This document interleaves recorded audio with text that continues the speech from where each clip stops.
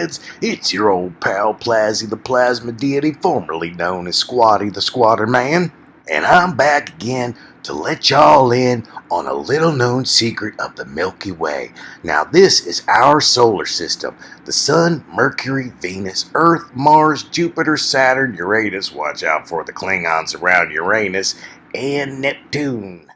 Now, modern academia tells us that the solar system is all messed up. Mercury is too small of a planet to be so close to the Sun. Venus, why, it spins backwards. Of course, everybody knows that we here on Earth are on a 23.5-degree tilt. Now, let's take a look at Uranus. Uranus is tilted by a whopping 98 degrees. Ouch! And why does Neptune spin on its side, tilted 30 degrees to the Sun's orbit? Well, there was a colleague of Einstein's, an Israeli scientist named Emanuel Velikovsky, a very smart man who once suggested in the 1950s that our planets in ancient times were in a different order and much closer together. And then in the 1990s, along came a very smart man named David Talbot, and he made a documentary called Symbols of an Alien Sky, whereupon he suggested that it was the Earth, Mars, Venus, and Saturn that was the alternate planetary alignment. And for primitive man and early hominids, this is what it would have looked like from Earth. And this planetary alignment with the planets so close would have created a plasma discharge in between the planets that would have looked a little something like this. Me, my handsome self, Plazzy the Plasma Deity, here I am. And David Talbot, he went about looking and he found this image of me all over the world. They just couldn't stop drawing me. I guess my handsome self was too hard to resist. Anyway, here to explain the rest, is that weird guy, Steve. I mean, he really is weird. I mean, you guys don't even know. I've secretly filmed him doing some Silence of the Lambs stuff. Look for yourself. Shake that ass, mommy. Shake that ass, mommy. Shake that ass, mommy. Okay, let's go. What the actual... I guess old Plazzy won't be needing his eyeballs anymore, folks. Anyway, here he is, somebody who's definitely not weird at all. It's Steve. Hey again, everybody. Welcome back to Atlantis Confirmed. My name is Steve. Let's get started. So yesterday, I showed you that I recently discovered a magical inscription, I believe, in ancient Egypt that corresponds directly to the second sarcophagi of King Tut. And he dates from 1323 BCE, and the one on on the left is from Pharaoh Amanaman, I believe is pronunciation, and it is dated from 400 BC. So the one on the right is roughly 700-800 years older than the one on the left. The Corsi, I pointed out the Gemini and the Gemini sign right there. Just to go over it really quick again, the serpent, I cut all, everybody knows there's a cobra head right there. The serpent, the eyes, the nose, the cheeks, the eye of Horus, and that bit right there underneath became the mouth and the pharaonic beard. This separates the head from the neck. Here we have the cross. Here we have the circular plate. Here we have the circular plate. This is the top of the belt, the bottom of the belt, top of the belt, bottom of the belt. Then we have the Gemini, and there's pleats going on right here that create that. We even have an oblong finger shape right here. So this is a corresponding thing, and my thesis was this is evidence that the beginning of writing began with the Tetragrammaton as the Plasma Deity Squatter Man event happens in the sky. They draw a picture of it. It looks like a human figure, so they draw a human figure with different sections. They break the sections up. One culture creates Greek out of it with vowels. Another creates Hebrew out of it with the with consonants only. So what I'm wondering is, are we looking at it being transferred into hieroglyphics now? proto-hieroglyphics. So let's go back. I found another version of it. This dated to 1186 BC. Now here is the interesting thing. Here's another. It's in the same. It's on another pharaoh. It's on another pharaoh's sarcophagus or monument. It's placed in between the legs in the exact same place as the Amon pharaoh, where I got the one I just showed you from 400 BC. I also found a second one. This is a second extra. So I believe I'm up to 4 or 5 of these now. Excuse me. Egyptian Shabti from 664 BC. It's another figurine, but if you zoom in on the figurine, it is the same inscription. And I have them all lined up. I'm going to show you. And it's very interesting what is happening with this inscription. Here's what I saw, what I presented yesterday, all the different versions of it, including our beetle friend there who decided to make it. There are so many of these found in Eurasia that they actually have a name called the Kurgan stele, which I never knew until 3 days ago. And some of these range from the very ornate to the simple, and this even looks extremely ornate in comparison. There are ones you can go online, Google. I did a deep dive. You can watch my other video where it's basically just a smiley face, and they still modern academia qualifies it as a Kurgan stele. So my thesis was, if the smiley face ones and the ultra simple ones like this are Kurgan stele, if this had been found in this is from Tiwanaku, dated to I have the dates right here, 200 BC. If anywhere else besides in the Americas, they would have qualified this as a Kurgan stele. The hands are in the same position. We have the beard. The swoop on the top. The divisions going on. We even have the two looks like high symbols going on. This is Egypt, and this is Bolivia. So anywhere else in the world, this would have been. This is a transfer of information in transoceanic in pre-Columbian times. These two alone are proof of Atlantis. Okay, these are unmistakable.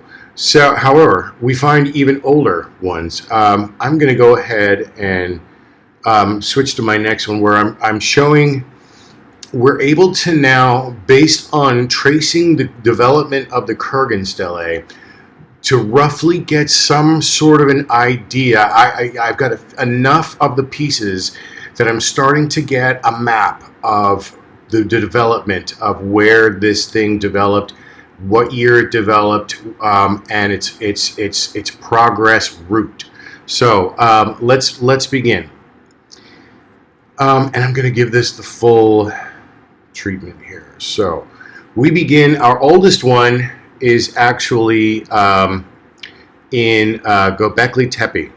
Okay, our oldest one begins in Göbekli Tepe. Did I already put these together like this? I think I did. I just have it. Yeah. Okay. So Göbekli Tepe, 9,600 BC. The next one that we find is 1332 with King Tut. At least of the ones I've found. Now that's a huge gap in time. We're talking about 7,000-8,000 years there. Enough time that it went from modeling in this. Remind you, this is plasma deity. It's all etched up and everything because it's plasma. It's not. This is their depiction of a electric plasma influx that looked like a humanoid being. We also find this exact figure. My next video or next after that is going to be how we find these all over the world, including Malta, and they all have an insignia on their head right there, which became the Jewish golem from the Kabbalah, clay figure that if you put the tetragrammaton on his forehead, it came to life. Okay, so Göbekli Tepe is the oldest one we have so far. 9600 BCE. Now, this is the oldest figurine we have of it. I believe that the oldest figurine that we have, the lion-headed figurine, is also, but the same thing, but that's another video. So here is Göbekli Tepe 9600 BCE. So in 8,000 years, we learned how to do it. Mankind learns how to do it in gold and create this absolute masterpiece. Has anything ever been created in gold more beautiful than King Tut's funereal? That may have been Nefertiti's funereal, but that's another video. But so we look at the arms are in the same position. He's holding something. He's holding something. This became this, and I'm missing 8,000 years worth of transitions from this. I'm sure exists. What happened in the what I put 4,000 years? This is from 9600 to that should be 7,000 or 8,000 years. What happened in the 7,000 or 8,000 years in between this guy and this guy? Are they in Sumer? Are they Akkadian? Oh man, I messed up here too. Sorry guys. Oh look at that. I can fix it. Akkadian. So 7,000 to 8,000. What happened in the 7,000 to 8,000 years in between Göbekli Tepe and King Tut, where these are we stipulate that these are the same. I think I'm going to start hunting in Sumer and Akkadians, the Persians around there, and I'm going to see what I can find. If you guys want to start hunting, see if you can see it, an arms crossed figures in those cultures. The Amorites also. Okay, so. Now here's the interesting thing, or one of the interesting things. So it goes 8,000 years to there, less than 1,200. So in contemporaneous to King Tut, we find the Olmec in Mexico. Look at the position. I want you to Google, because I brought it up on when I did the Kurgan Stele video the other day. What they count as Kurgan Stele when they find them in Eurasia goes from the very detailed to the most simplistic stick figures with faces. If this had been found anywhere else, anywhere in Eurasia, they would have, modern academia would have immediately qualified this as a Kurgan Stele based on its positioning, its hand positioning. I'll show you again. Yeah, see the hand positioning. I really should have added that back here, but I'm trying not to repeat myself too much. So, okay, so we go then to these all are contemporaneous, and what I'm understanding here is that they had no internet, they had no mass communication. So what you have to understand here is things develop advanced in one area and evolve and stay in one spot in another, because there's not so much communication in between. So that I'm going to show you an example right now. So up until the Olmec period, we are seeing that this is still just a figure. This is again just like these guys.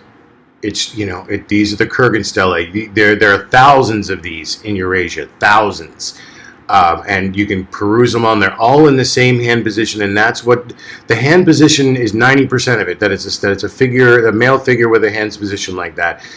The rest is that the facial stuff like that. I'm telling you, if this was in anywhere in Eurasia, it would immediately be qualified as a Kurgan Stele because the hand position is 90% alone. I want to also point out to you this: the bird staff we talked about. The bird, he's the bird shaman with the bird staff, just like we see. I pointed out in the ancient Australian cave art from 15,000 years ago.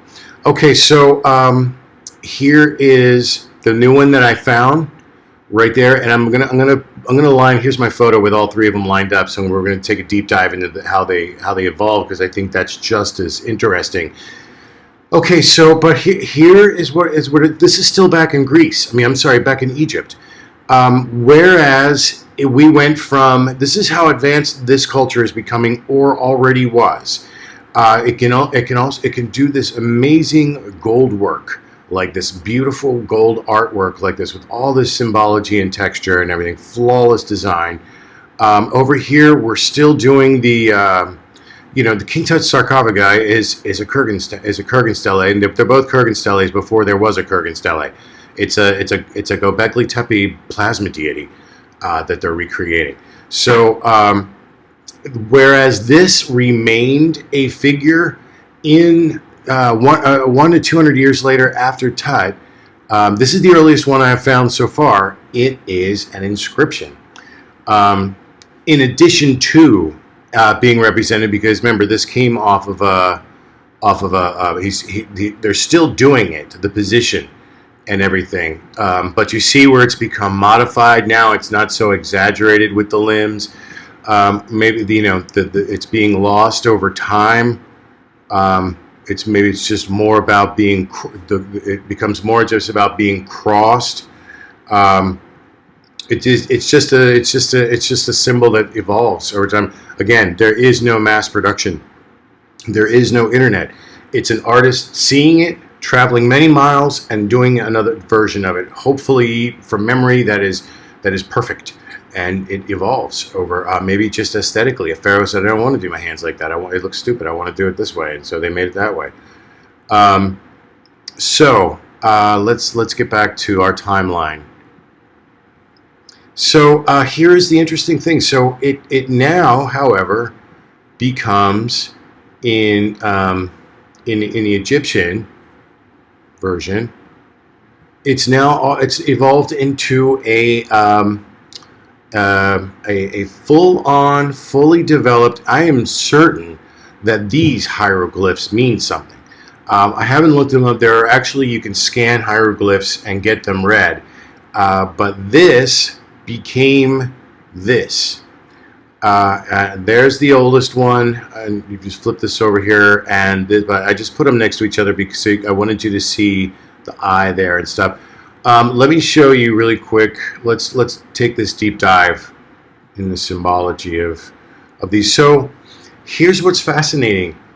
My theory would have been that it started as a simple pictograph, got divided up, and became advanced hieroglyphs. What we're seeing is the exact opposite. The 1200, the oldest one, the one that's with the most advanced sarcophagi of King Tut, has the most advanced hieroglyphs, and so one could say, well, perhaps it's not the same thing then. Okay, until you break it down. What do we have at the top? We have a Nike swoosh or a cobra, which I postulated is the top of the crown. Just like, you guys know what I'm talking about. We went over it. This is the top of the pharaonic crown, and look, there's a serpent on the top. You could take this. This has the Eye of Horus right there. This has the Eye of Horus right there with a line over it. With a line over it. The eyes are I suppose these guys, which as I'm looking at this now reminds me of the guys falling in the Paracas art, which I suspect is the 100 Drunk Brothers from the Popol Vuh. So we have the eyes, the chin, we have the mustache, and you could take these as the eyeballs, and here we have it over here. This over here is from 600 BC, so 400, we're going 1100, 600, 400, but I wanted these side by side so that you could see the eye here. So here we go again. Now the swoosh is more angular. And the look at what has happened to the eyes and the straight across mouth here. It's become this weird emoji sort of, and I said, I've seen this before. Where have I seen this exact weird smiley face? So if we stipulate that these are the same, and that this became, that this was the earlier version of that, where have I seen this weird slanted smiley face before? And it's the Tetragrammaton on the Denisovan piece. I think Fortnite is even using that. That's like the Fortnite smiley face or something. For you conspiracy theorists out there, I say out there, like I don't believe that one. Okay, so, but yeah, that looks kind of matchy to me, and maybe where, because it even has a thing, maybe where they got this from was, because remember, this is 51,000 years old, and this is the Tetragrammaton, which I'm going to get back to in just a minute here because it factors into this. Where's my? Here we go. So that's the strange thing. So it's continuing to advance from this culture. Whoever this was the front runner culture of the Atlanteans. They became the master goldsmiths, and they became they created the most advanced form of hieroglyphs. Let's go back to our comparison. Okay, so next we would have, according to this, there should be some form of cross. Well, you'll notice that this one almost looks like a vulture and with a dot here, or, I hate to see it, but a reverse swastika. And look what it's been. This symbol here is not terribly unlike this one. You still got a dot, you still got a crossed. Now again, remember, this side is the advanced, so it's devolving. Somehow, this is according to modern academia. So this is contemporaneous 100 years after King Tut died. So this is that figure has become advanced hieroglyphs. That within 1,000 years, they have forgotten how to do it and what it means. Something happened in Egypt during this time where they lost the information. So we have the boat right there. We have the curved right there. We have a line going right there, and it looks like it's with 3 dots. Is that Orion? There's the 3 dots.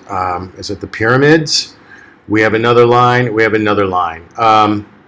Then it appears these two, and this became a serpent. But you see, it's like 1, 2, 1, 2, and then this guy, and then these things got added. Perhaps they were there beginning, and I just can't see them or something. I don't know. But where is? Okay, so here, so you see what's going on. If you took this as a silhouette, and you transfer it over, I almost see like this is the Gemini. This became the Gemini. This is up and this is down, or these are the figures on the side of this. But the symmetry of this part reminds me of this.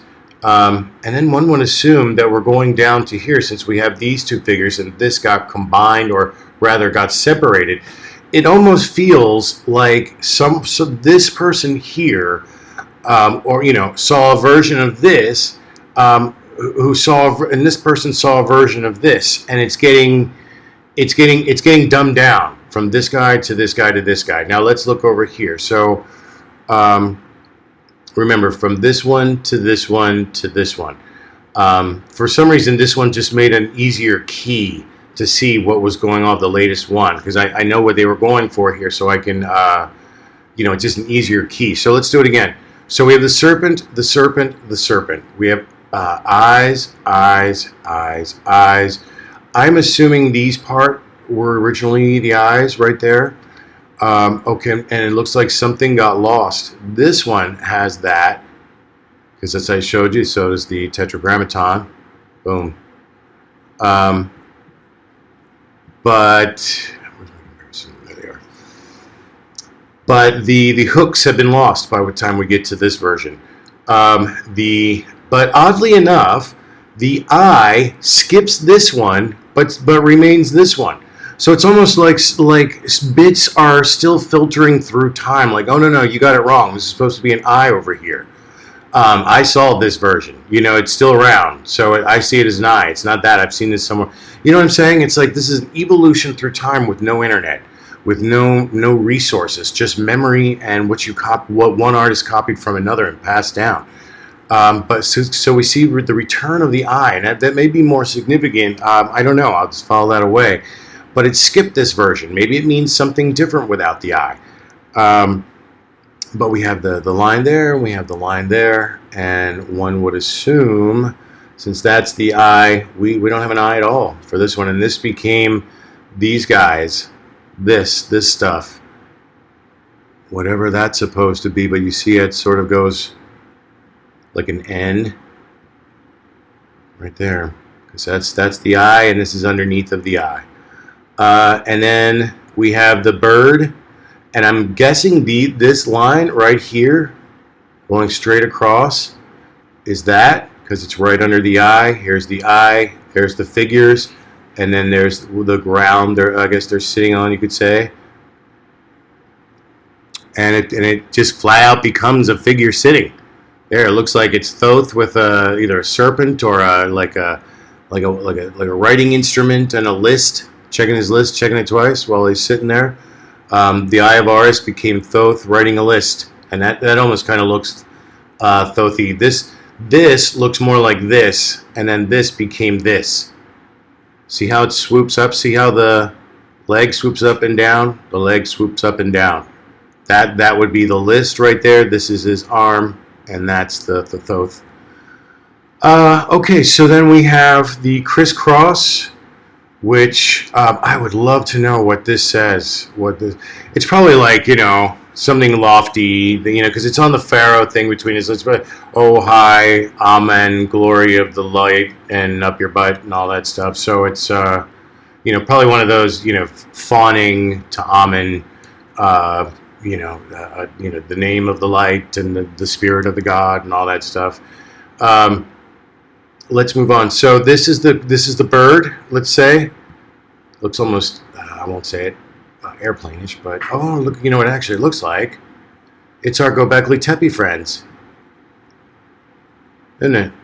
With the forked bottoms right there. It's a little blurry, but one could almost say these are our Göbekli Tepe pillars facing each other, and that became the hooked X.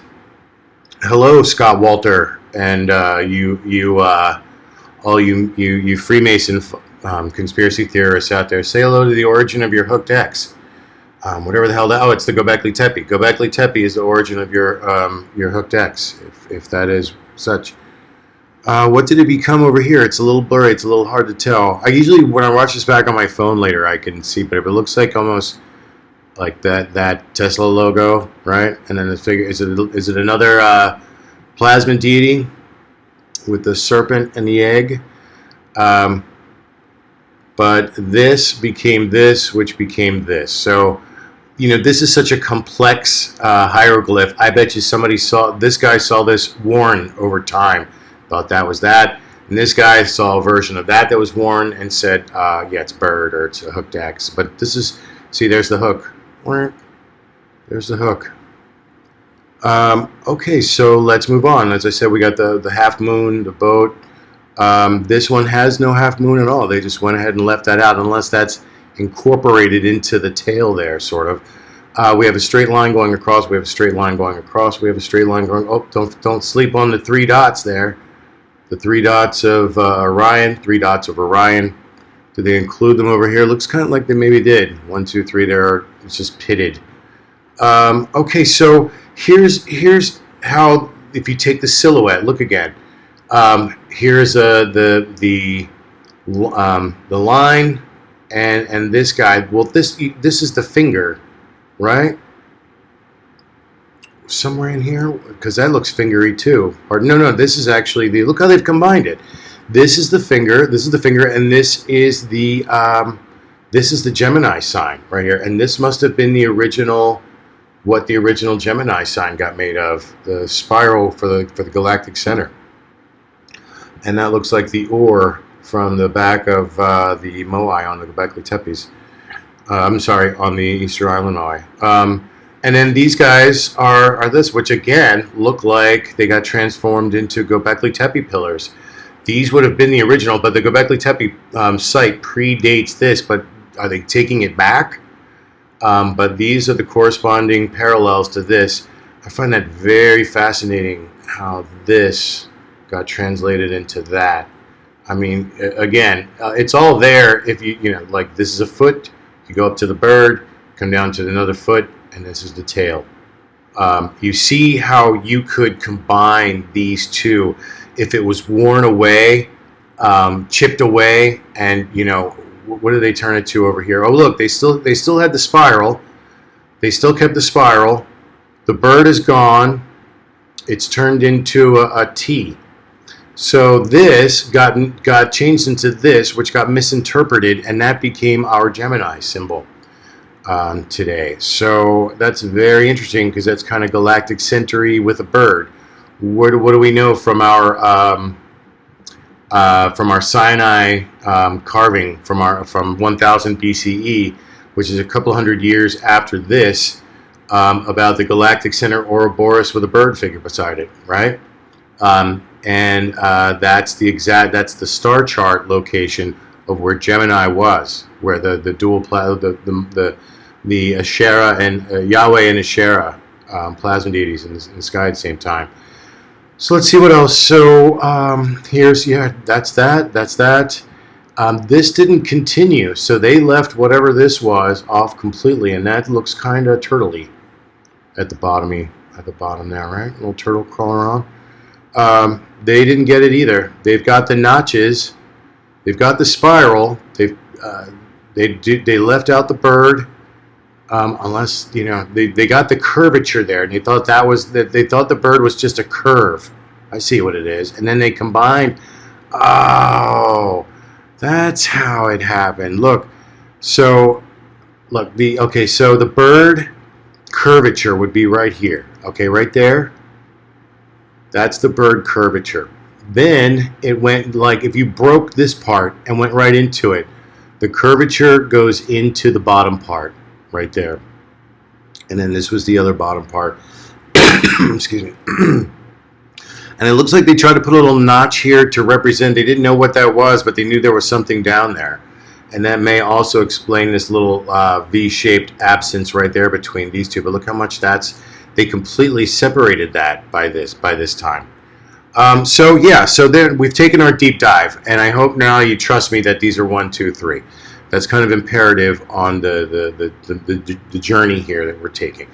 So again, it begins in Göbekli Tepe, which I think really begins because I think this is the same thing as the bird.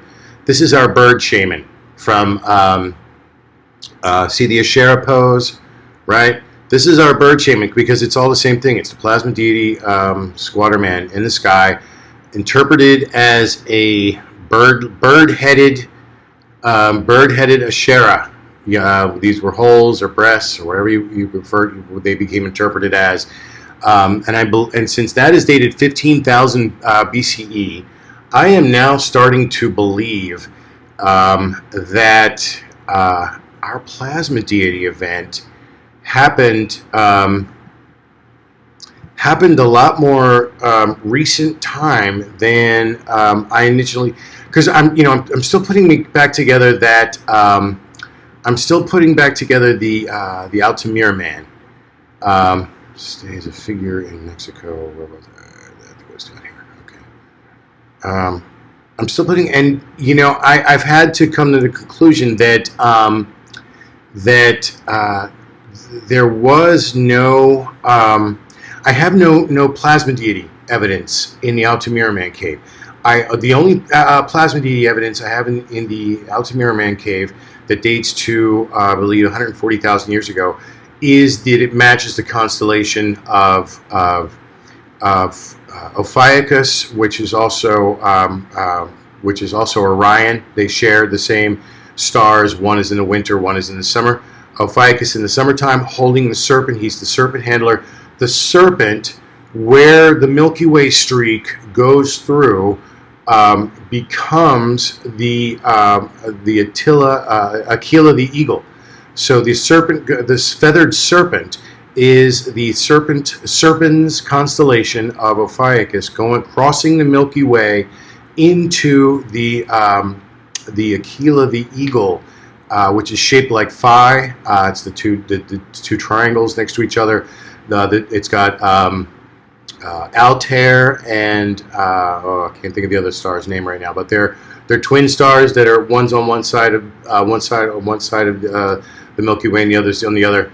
And the Altamira Man Cave, the layout matches the constellation, and he is placed in across the Milky Way into the Aquila the Eagle head, which was considered like the afterlife. It's also venerated in the Maori culture. I have found out it's called the place. They don't call it heaven; they call it the place of temporary unburdening, which I thought was a really neat way to put heaven.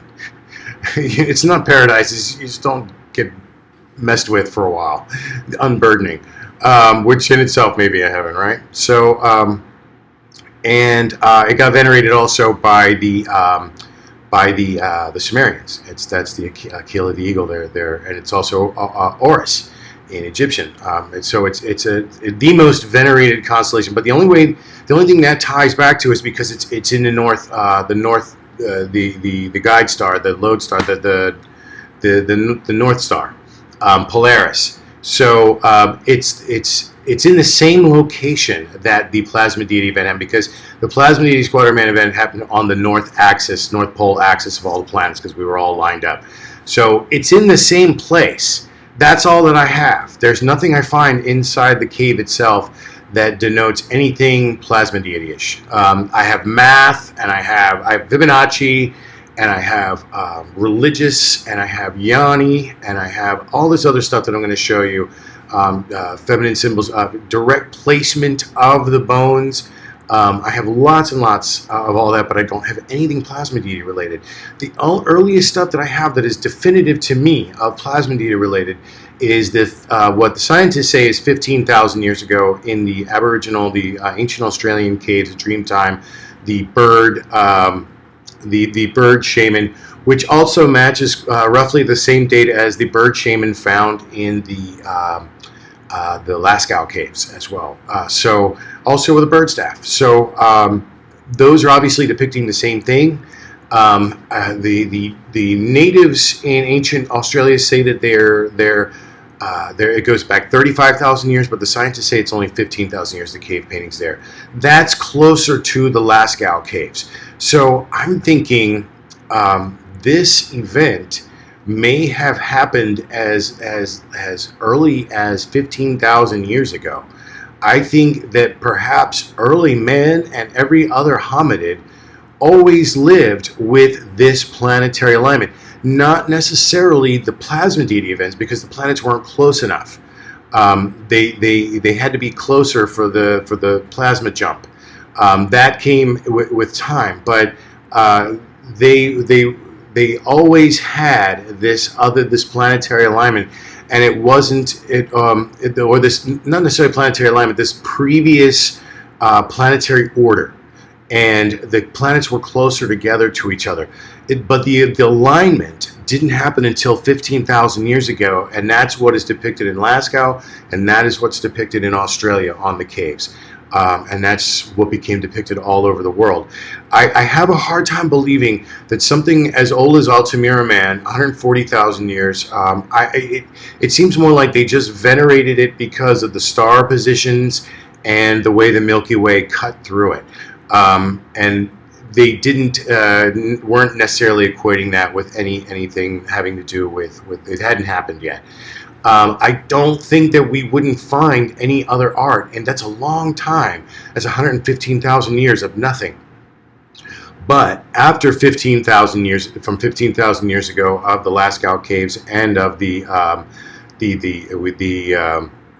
Australian caves, we see the explosion of it everywhere.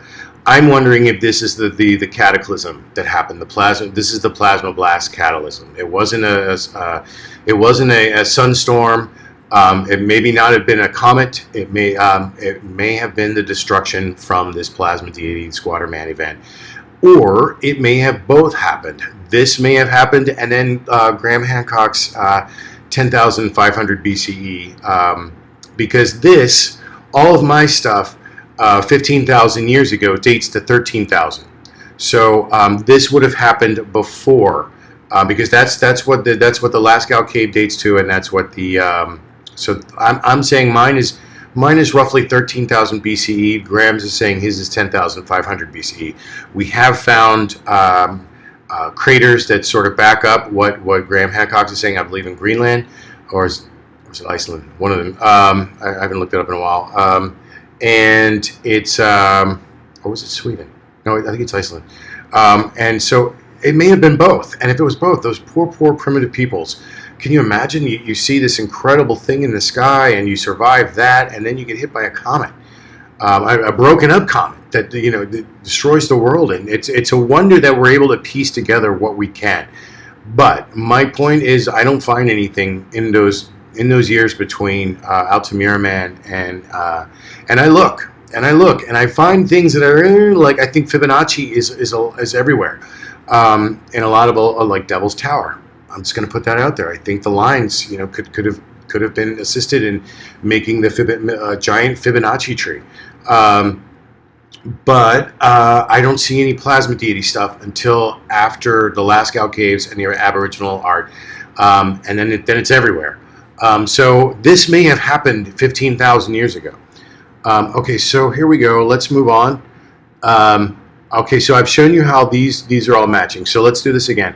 Göbekli Tepe, 9600, which I think is in itself is quite a feat, because if what I'm suggesting happened, mine is in 13th, so it's the knowledge of it still lasted thousands of years, 2,000-3,000 years from the event to Göbekli Tepe.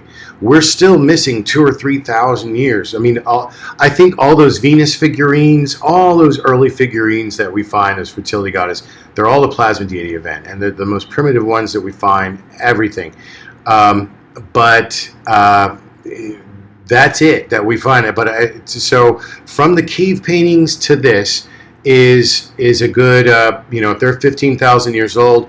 Now this is 11, so there's 3,000 or 4,000 years in between the Australian and Lascaux caves and Göbekli Tepe. So that's a long time in itself for something just to be passed down through oral tradition. But it's far more believable than taking it back to 140,000 years. And it's also really kind of scary that this happened in such recent antiquity. I mean, we don't think of it in terms of, we think of, Jesus says 2,000 years ancient antiquity, but in terms of the planet's age and in terms of mankind's age, this happened yesterday. So it's kind of frightening. But it explains a lot why the world is today, because that's where we've come since the 15,000 years since that happened, and that is utterly believable. Okay, so here's what's interesting. So this, if we stipulate that this Kurgan stele, this is the early versions of the Kurgan stele, this means that the ancient Egyptians were traveling the world, by 1200 BC. So we're in 2021 now. So this is 3,300 years ago. Columbus sailed the ocean blue, 1492. This is 1,000 years before Columbus. If we stipulate that this, and again, if this were found anywhere, I'm telling you, Google Kurgan stele, you will see the most simplest designs. And just because the hand positions are there and the face and stuff, they go, yep, it's a Kurgan stele, and because of where they find it. If this were found anywhere else in Eurasia, all of Eurasia, they would slap a Kurgan stele label on that so fast. It's only because it's in the Americas that it's not seen as such. But this is a descendant of this, as is this. It stays this because they don't have the advancement of the folks back home. But the folks back home are going, you know what, let's just go ahead and turn this into hieroglyphics. And I've showed you how that matches up with the other ones, the later ones. What does this say? I know it just says, but also want to just point out real quick how much that looks like a high, right? The Jewish symbol for life. Okay, so we then hit that, but then here's the strange thing. Why does it go from this pristine, expertly delineated hieroglyphs to this mess? What happened in the 500 years between Tut and Amanaman? And then, this is Amanaman. So by the time it gets to Amanaman, it's even more of a mess. Look what a mess this is compared to this fine work right here. What happened What happened in Greece and I'm sorry, Egypt? I keep saying that. I don't even know if this means anything anymore. This may have just been turned into a magical, nonsensical inscription by the time it gets to this. This clearly means something. These were clearly delineated to represent. I'm sure that says something. Like I said, it's the all praise of the light of Ammon and all that stuff. But the work is getting sloppy, and it's evolving over hundreds of years until it gets to this, where I don't even know. Like I said, if this means these definitely mean something. I don't even know if that means anything anymore. It's like just drawing a pentagram. So this is the work. This is over 1,000 years. We go from this expert gold craftsmanship to scrolling on the thing here. And in 1,000 years, what happened? Meanwhile, while they're scrolling here in Eurasia, they're still making Kurgan steles, and they're evolved it to their own culture, to their own clothing, to their own tools that they're using. But they've kept the idea of a man made of stone, facing front, and I think that's significant because it doesn't. We make statues all the time now. We see people. They sell people. It didn't have to be front facing. They could have had somebody turned or raising. Why are they all in the same arm position, crossing? Why are they? You see how it evolves. So this, I don't know how you get any more obvious. This is a drawing of this. If this in Tiwanaku was in anywhere in Eurasia, just like the Olmec piece, this would be slapped with a Kurgan stele. So I found two. I found the Olmec one, and I have found the one in Tiwanaku in Bolivia. This is Mexico. This is Bolivia. Look at the match. They are contemporaneous. This is 400 BCE. This is 200 BCE. If this was found anywhere in Eurasia, they would not hesitate to throw the slap. I'm telling you, there's thousands of them. Google them. They for far less. Look how intricate this work is. And here's something else that it tells us: are they recreating? Because this is 200 BC. Are they recreating this inscription? Because if they are, then these features have nothing to do with being a white person. It has to do with they were facial features that got translated from this, and this is just supposed to be facial features like cartoon style. It's not necessarily supposed to be a white man's beard. It's just a carving that got of a face that got turned into that. So that may undermine that whole white Europeans or white Caucasians or whatever Aryans that were supposed to. I don't think that's necessary. And again, the likeness between these two, the hand position, it's a male, it's the face. I mean, come on. I have found this is Atlantis. This is absolute 100% proof. This anywhere else in the world would be considered a Kurgan stele, but because it's in the Americas, they say no, it must be something different. If you saw what they typify, what they qualify, it's like this is advanced compared to the stuff that they did, the smiley faces over there, just because the arms are in that position. This is it. This is it. This is. I don't know why this is being ignored. So a couple of other things I want to show you. Wrapping it up. So yeah, you just see right here. It's not. There's not a long journey between what we have here and what we have here. This almost looks like he has a bird mask on now that I'm looking at it, like we see in the Olmec pieces later on. Let's take a deep dive into that later on.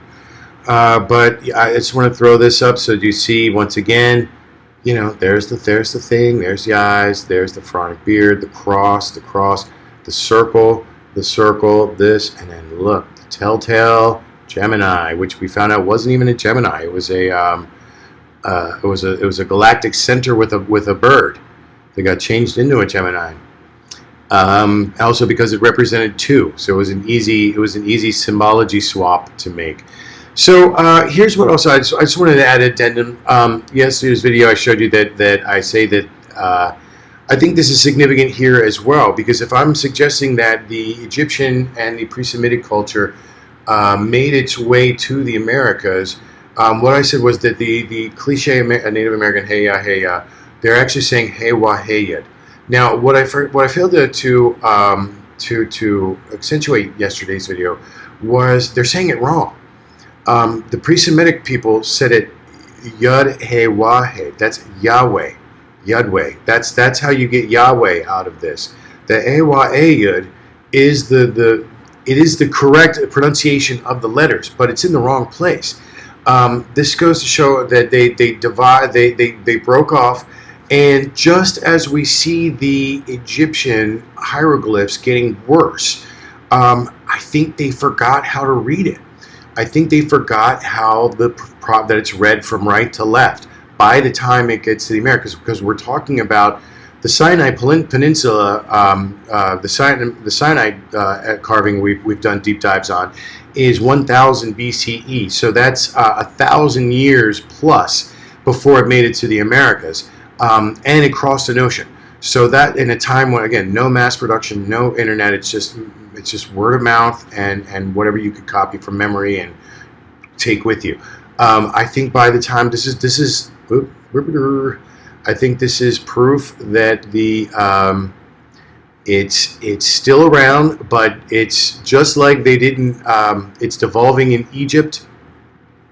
It's also devolving phonetically elsewhere. That they're losing knowledge in different ways. They're losing the knowledge of what the hieroglyphs meant over time, and they're losing the knowledge of how to properly pronounce Yahweh. I also I'm starting to listen to plasma frequencies, and there was one that resonated. I might play, might not play. It depends on how crazy I want to look in here. But the rate that it oscillates gives it a sort of because of the oscillation rate of the plasma tone. And something that I haven't really addressed is we talk a lot about the visual aspect of the plasma deity squatter man thing. We never talk about was there anything going on auditorily? Was there a sound? And anyone who's passed by high energy electric tension wires in an electrical storm knows where you hear a hum. And I've been listening to some plasma, and there is one that's one of the frequencies that oscillates at the rate of whoop, whoop. And it almost sounds like the rhythm of the and I almost wonder if vocalizing the sound of the plasma deity is where Yahweh came from, or Hewa Heyed came from. So I'm gonna explore that some more in the coming. Got so much that I go through my pictures and I'm just like, I gotta do a video here. I could do a video a day for the next 5 years just with the photos that I have. And I'm constantly doing research and I'm constantly finding more stuff. So don't ever worry, I'm going to run out of content. Just keep coming back, and what you guys keep watching. I'll keep doing these videos. The hard part is knowing when to stop so that I finish my book.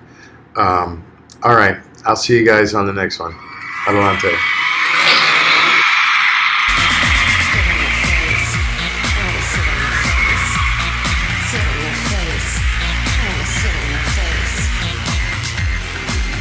Divina Navy.